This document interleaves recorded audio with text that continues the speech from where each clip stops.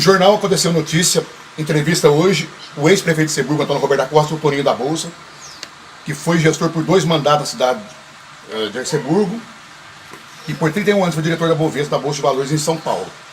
Ele que tem uma visão inovadora de política e de administração pública, promoveu uma gestão eficiente e produtiva na cidade.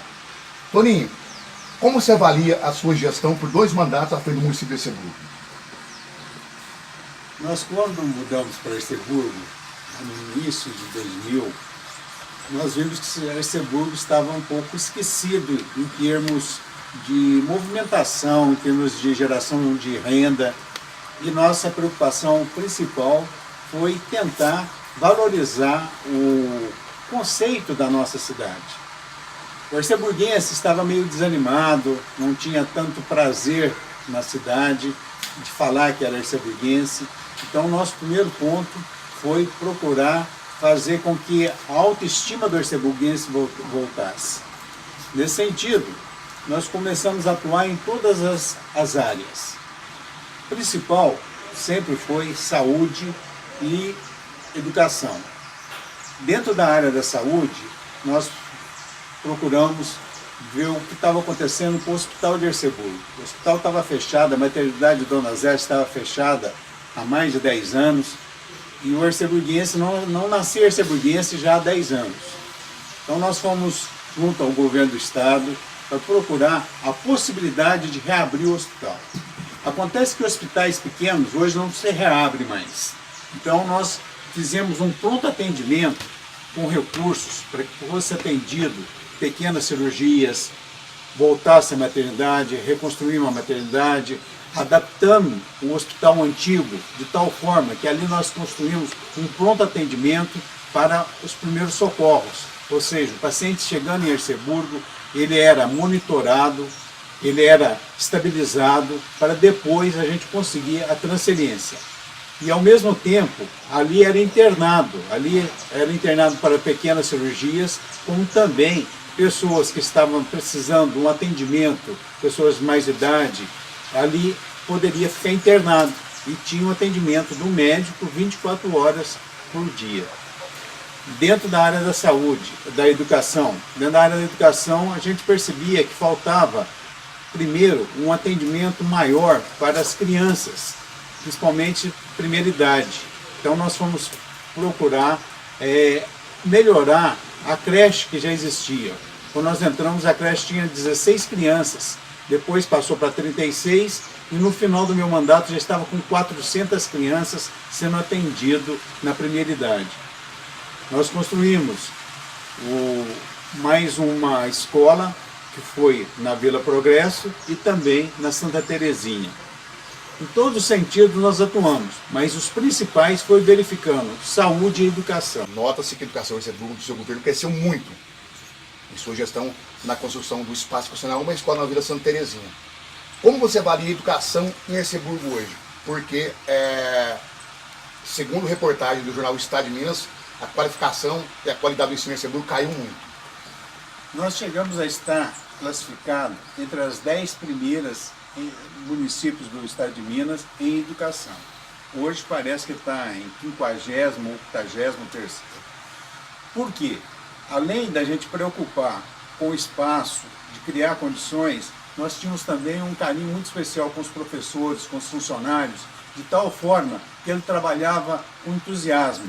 E também a alimentação dada nas escolas, tanto para a pessoa que ficava o período integral, que na educação infantil era o período integral, como também no Colégio Arceburguense, como no Cândido de Souza Dias, bem como a estadual Coronel Lucas Magalhães, nós tínhamos uma preocupação muito grande com a alimentação. Então nós tínhamos uma nutricionista que fazia um cardápio direcionado tanto para a primeira infância como para os estudantes maiores, de tal forma que ele teria toda a nutrição necessária para ter um bom aproveitamento pelos professores. E isso foi feito durante os 8 anos, de tal forma que o estudante tinha entusiasmo de estudar, como os professores também de ensinar, e sempre valorizando o professor. Mudando da saúde da educação para a saúde, na sua gestão também foi marcada por uma excelente qualidade na área de saúde. Hoje, a saúde de Jarceburgo enfrenta dificuldades. Qual a sua avaliação da sua gestão para a qualificação excelente da saúde naquela época? Olha, eu não gosto muito de fazer comparação, não, porque quem tem que fazer comparação é o arceburguense. Mas a nossa preocupação sempre foi com uma saúde de primeira. Então, nosso primeiro ponto, nós procuramos ter profissionais capacitados, profissionais, tanto médico como os enfermeiros, como os agentes de saúde, em todos os sentidos, a gente sempre tinha um bom relacionamento e sempre valorizando e procurando dar cursos, e os médicos também especialistas. Nós tínhamos especialidades na área de neurologia, na área de cardiologia, na área de maternidade, nós tínhamos cirurgiões, dentistas em todos os PSFs. A gente procurou de todos os sentidos melhorar o profissional para que ele pudesse dar um serviço bom para o arceburguense em si. A sua gestão foi marcada pela eficiência da gestão fiscal. Isso se deve a uma excelente equipe de trabalho junto com o seu governo? Antes de falar da gestão fiscal, deixa eu falar mais um pouquinho da saúde. Nós tínhamos 2 funcionários dentro da área de saúde, junto com todos os demais, mas principalmente a doutora Patrícia, pelo trabalho que ela desenvolvia, ajudando em todos os setores, bem como a Luciana, que era a secretária, procurando inovar em todos os sentidos. Era 24 horas desses 2 profissionais dedicando ao arceburguense. Então ali era o ponto fundamental para que a gente pudesse ter uma boa saúde para o arceburguense. Voltando à gestão. Gestão fiscal é fundamental para que possa ter recursos para trazer mais, tanto no setor de obras, como também para o arceburguense em geral. Então, para ter uma boa gestão, tem que ter um controle fiscal. E isso a gente controlava, eu pessoalmente, toda a entrada e saída de recursos para o município. De tal forma que, em todos os anos, eu fazia prestação de contas na praça pública, para que as pessoas soubessem onde estava sendo gasto cada centavo que a prefeitura arrecadava. Você foi considerado um dos melhores prefeitos da região sul e sudeste de Minas Gerais, do oeste de Minas Gerais, nos seus 2 mandatos. O que se atribui a isso? Olha, eu acho que foi pela visão que eu tinha. Eu fui um prefeito, nunca preocupei com política, eu nunca procurei fazer politicagem. Para mim, o que me interessava era o arceburguense em si, o cidadão arceburguense. Eu nunca procurei saber se ele votou em mim ou não votou, se ele era de tal partido ou de outro partido. Não me interessava. Interessava que o arceburguense sentisse que tinha alguém ali, um gestor, que estava ali preocupado com o bem-estar social dele.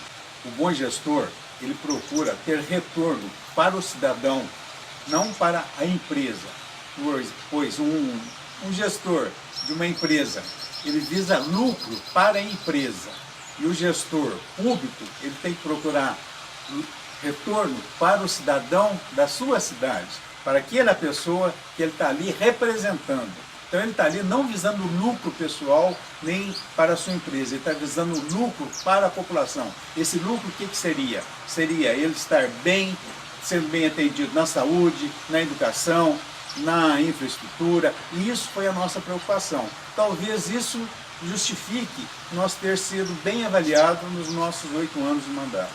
Na sua opinião, como você entende hoje o gestor público, o diferencial do gestor público e do gestor privado? É exatamente o que eu estava falando. O privado, ele procura ter lucro para a sua empresa. O gestor público, ele tem que procurar o bem-estar da sua cidade, da população da sua cidade que está administrando. Porque está ali representando, ele está ali para procurar o bem-estar em geral da população. Outra marca muito grande da sua gestão foi a cidade ver um canteiro de obras, né? Com muitos recursos que você buscou. O que se deve a isso? É correr atrás de recursos, contatos em Belo Horizonte e Brasília, para que você fizesse tantas obras no município? a gente percebia que faltava muita coisa de infraestrutura na cidade. Então, nós procuramos, junto ao governo do estado, principalmente em Brasília, eu ia a cada 15 dias, ia no mesmo dia e voltava. Eu saía de madrugada de Erceburgo, ia em 10 secretarias, na madrugada do mesmo dia eu estava voltando para Erceburgo. Isso eu ia a cada 15 dias. Nunca fiquei 2 dias fora da minha cidade, enquanto eu fui prefeito nos 8 anos. Mas sempre procurando em todas as secretarias, todos os recursos possíveis, indo atrás dos deputados, de governadores, de secretários. Nós tínhamos uma secretária que muito nos auxiliava, que era a Cida Moreira. Então ela ia junto comigo em todas as secretarias, e todas as secretarias nós conseguíamos alguma coisa. Tanto na área da habitação, como também na área de infraestrutura em geral. Outro ponto marcante foi a construção de centenas de casas populares. A habitação em Erceburgo melhorou muito. E no seu mandato o déficit caiu bastante. Isso deve a quê? Assim que eu entrei na prefeitura, porque tudo tem que ser feito com planejamento.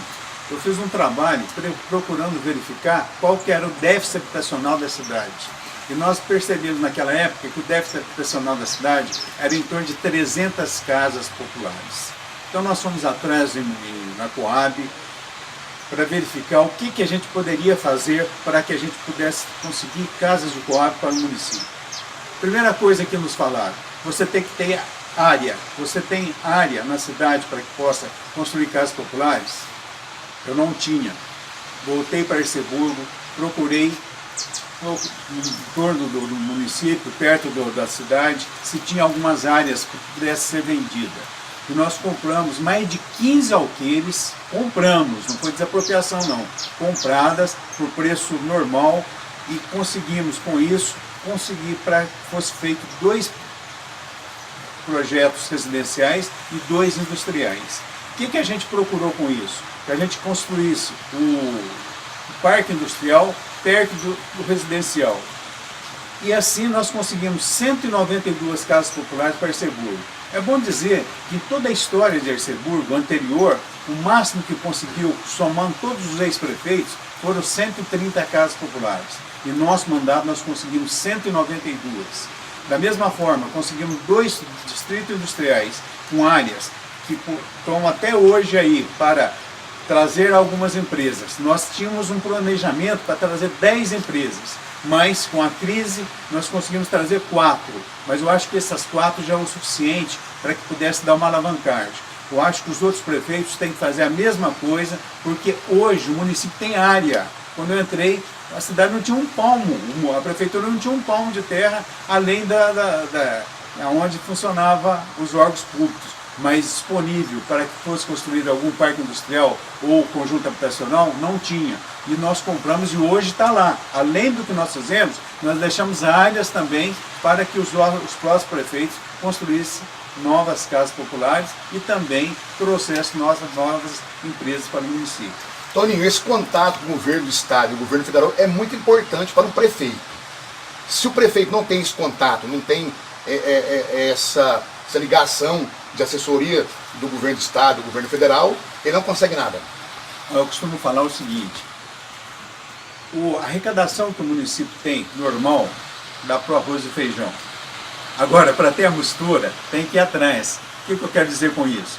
Para fazer obras, para você conseguir algo mais para a população, você tem que ter contato através dos políticos, dos deputados estaduais, deputados federais, governador de estado, ministros, secretários, e tudo isso nós tínhamos. Nós íamos sempre, como eu disse, cada vez que eu ia a Belo Horizonte, eu ia no mínimo em 10 secretarias. Isso sempre junto com a Cida Moreira, que a Cida Moreira era um anjo da guarda para a gente, porque ela tinha livre acesso em todos os departamentos do estado. E ali ela ia junto e através desses contatos a gente conseguia alguma coisa para o município. Vamos agora a um assunto polêmico, a Copasa. Muitos munícipes da cidade não entendem esse projeto que foi a renovação de contrato com a Copasa em Erceburgo. Mediante isso, gostaria que o senhor esclarecesse sobre esse assunto que está tão polêmico na cidade. Em 2009, estava vencendo o convênio com a Copasa de água. Já tinha 30 anos que existia a Copasa e estava no município. E na época também existia uma lei federal que determinava que todos os municípios, até 2014, teria que ter todo o saneamento básico, todo o tratamento de esgoto da cidade realizado. Senão a multa seria violenta para os munícipes. Para o município, consequentemente, ia sobrar para os munícipes. Então nós fomos junto à Copasa para renovar o nosso contrato de água que estava vencendo. Na época, a Copasa falou, olha, vamos renovar junto agora então para o esgoto, porque é uma obrigação do município. Nós tentamos simplesmente falar, não, então vamos fazer o seguinte, a gente faz só a água. Não, quero os dois. E vocês me comprariam o que tem já de rede de esgoto na cidade, que já tinha um pouco de rede. Eu falei, não, a rede de lá tem mais de 60 anos, é de manilha de barro, é porosa, contamina o solo, consequentemente ela não tem valor. Você tem ali, não vale, nós vamos ter que trocar tudo isso com o tempo. Então, consequentemente, não tem como ser vendida. Verifiquei também se teria como ser uma outra empresa sem ser a Copasa, que fizesse esse tipo de serviço. Não tinha nenhuma no estado de Minas para fazer. Tinha alguns municípios que faziam particular, ou seja, através da própria município.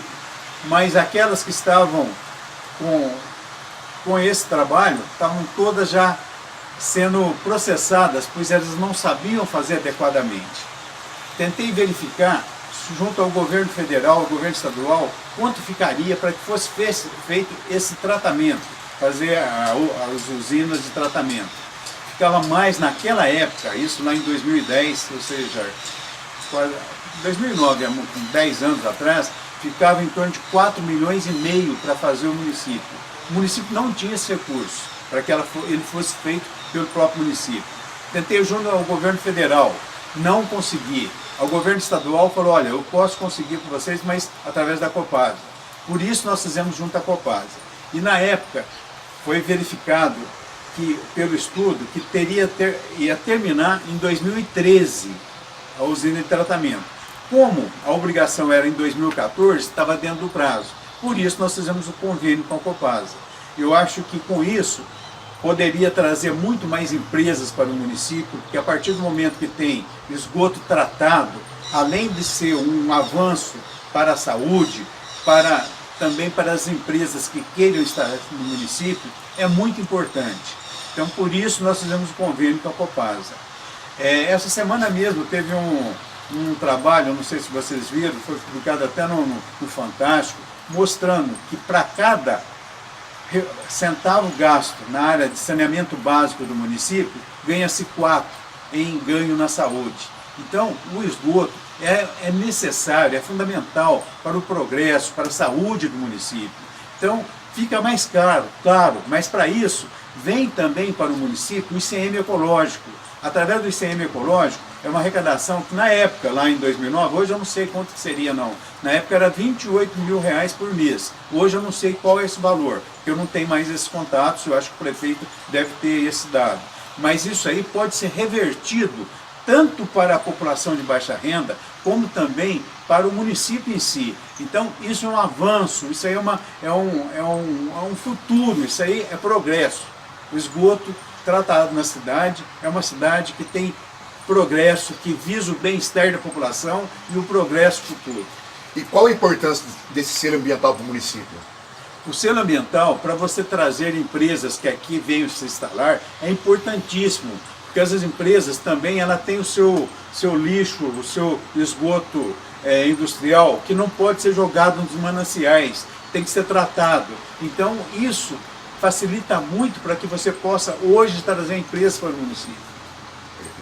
Toninho, essa lei já está em vigor, que foi tornada essa lei em 2014? Olha, como acontece no Brasil, tudo vai postergando.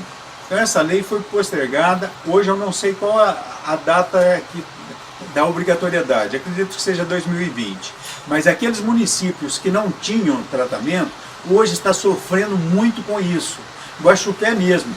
Na época, o prefeito de Guaxupé, ele era do PT, consequentemente ele tinha facilidade em Brasília. E ele conseguiu um recurso em Brasília de 8 milhões de reais para que fosse feita a unidade de tratamento pelo município. O município começou, só que ele não conseguiu terminar.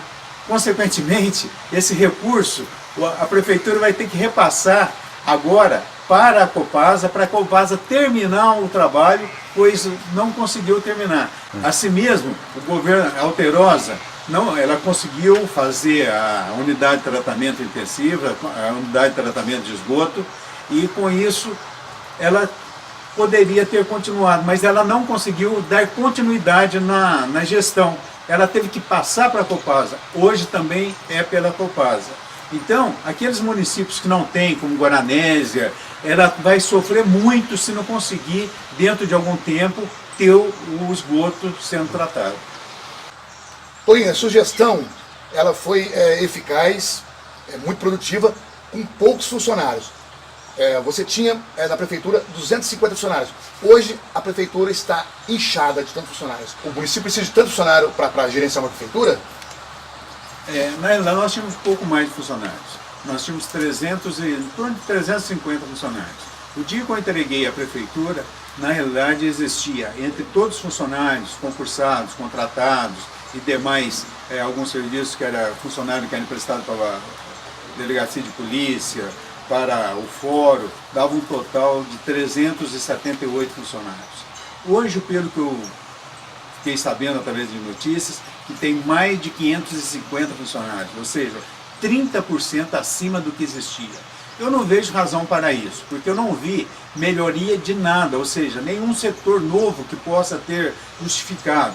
Não teve a criação de mais nenhum PSF, não teve mais criação de uma farmácia, não teve mais nada que pudesse justificar esse aumento de funcionários.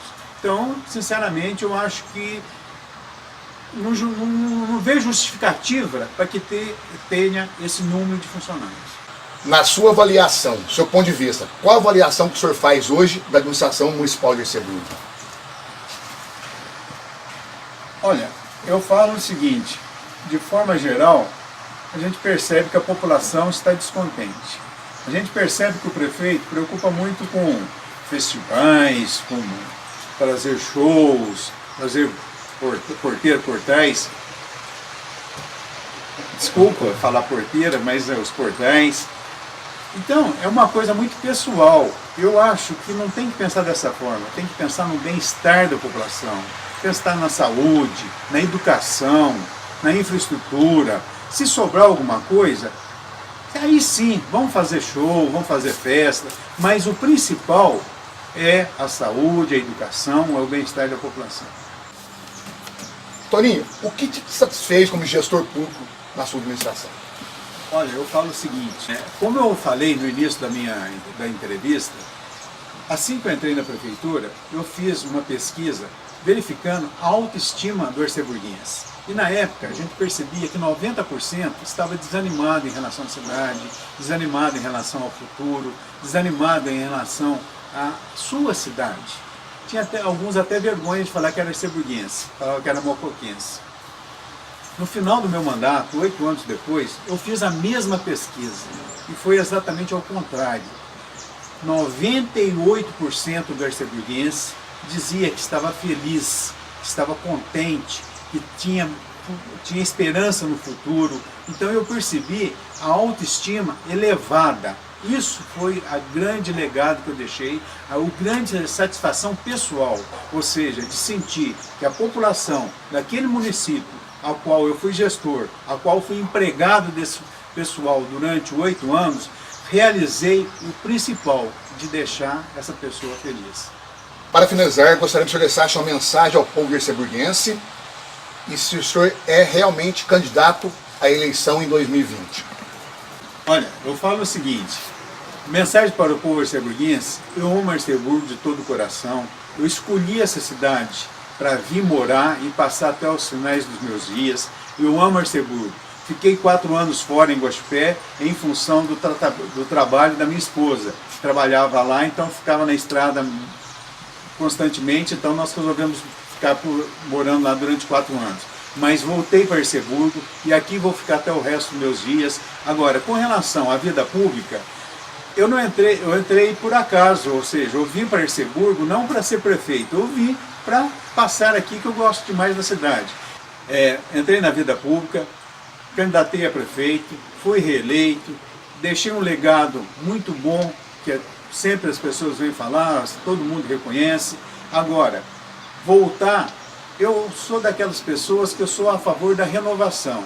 Eu gostaria que viesse alguém com um espírito empreendedor, como nós fomos, para que continuasse esse legado que deixamos, mas eu percebo que está difícil, não aconteceu. Teve um novo prefeito agora, poderia dar continuidade e a gente percebeu que não foi isso que realizou.